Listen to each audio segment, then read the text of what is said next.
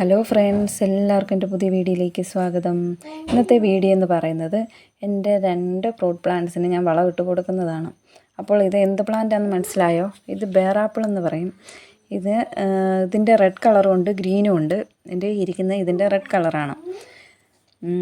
ഈ പ്ലാന്റ് ചെറുതാണെങ്കിലും ഇതിൽ ചെറുതിലെ നിറയെ പൂക്കൾ ഉണ്ടാകും എന്ന് കരുതി ഇതിൽ കായകൾ പിടിക്കണമെന്നില്ല. ഞാനിത് വെച്ചതിന് ശേഷം വന്ന തളിരിലകളാണ് ഈ കാണുന്നതൊക്കെ. അതിലെല്ലാം നിറയെ പൂക്കൾ വന്നിട്ടുണ്ട്.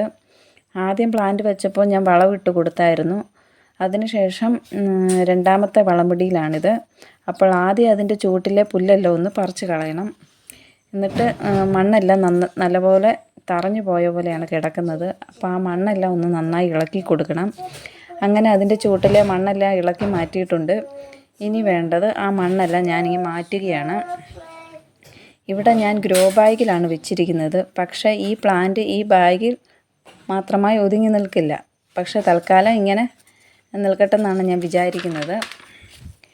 അങ്ങനെ മണ്ണെല്ലാം ഞാൻ മാറ്റി കൊടുക്കുകയാണ്. അത്യാവശ്യം തറഞ്ഞു കിടക്കുകയാണ് മണ്ണെല്ലാം. മണ്ണിന് ഇളക്കമുണ്ടെങ്കിൽ വേരോട്ടം നല്ല രീതിയിൽ നടക്കുകയുള്ളൂ. അപ്പോൾ ഞാൻ ചാണകപ്പൊടിയാണ് ഇട്ട് കൊടുക്കാൻ ഉദ്ദേശിക്കുന്നത്. അങ്ങനെ ചുറ്റിലും നല്ല രീതിയിൽ ചാണകപ്പൊടിയെല്ലാം ഞാൻ ഇട്ട് കൊടുത്തു സെറ്റാക്കി. അതിനുശേഷം അതിൻ്റെ മുകളിൽ നമ്മൾ മാറ്റി വെച്ച മണ്ണ് ഇട്ട് കൊടുക്കുകയാണ്.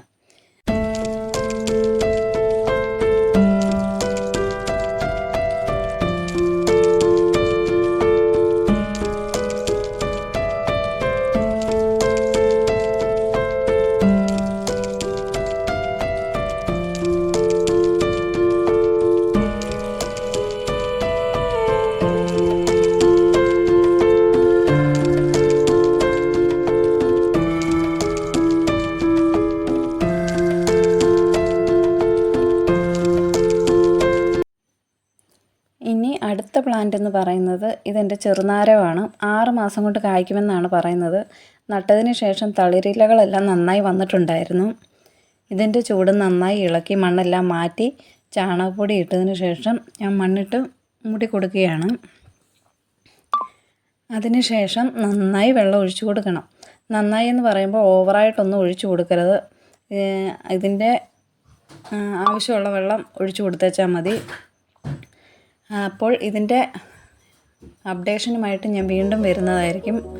എൻ്റെ വീഡിയോ ഇഷ്ടമായ എല്ലാവരും ഒന്ന് ലൈക്ക് ചെയ്ത് സപ്പോർട്ട് ചെയ്യണേ.